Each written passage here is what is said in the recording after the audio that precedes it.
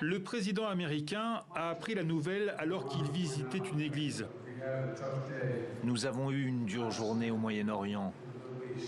Nous avons perdu 3 âmes courageuses dans une attaque contre l'une de nos bases.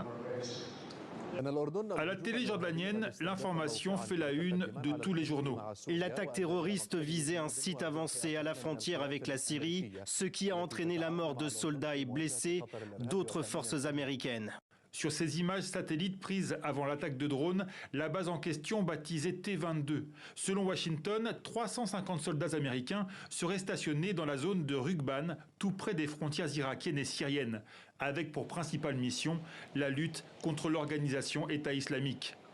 La Maison-Blanche a aussitôt accusé des groupes de combattants radicaux soutenus par l'Iran. Depuis le début de la guerre entre Israël et le Hamas, des milices irakiennes proches de Téhéran ont revendiqué près de 160 attaques contre des bases américaines en Syrie et en Irak. La frappe de dimanche a visé pour la première fois le territoire jordanien où sont stationnés 3000 soldats américains et pour la première fois, il n'y a pas que des blessés. N'ayez aucun doute, nous allons faire rendre des comptes à tous les responsables, au moment et de la manière que nous voulons. Alors que tous les regards se tournent vers Téhéran, le régime iranien dément toute implication. Les groupes de résistance dans la région ne reçoivent pas d'ordre de la République islamique d'Iran dans leurs décisions et leurs actions.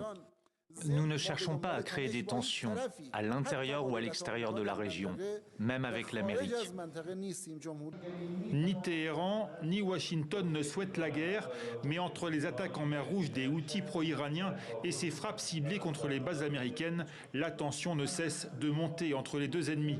Accusé de faiblesse par ses opposants républicains, le président américain en campagne pour sa réélection se doit de riposter.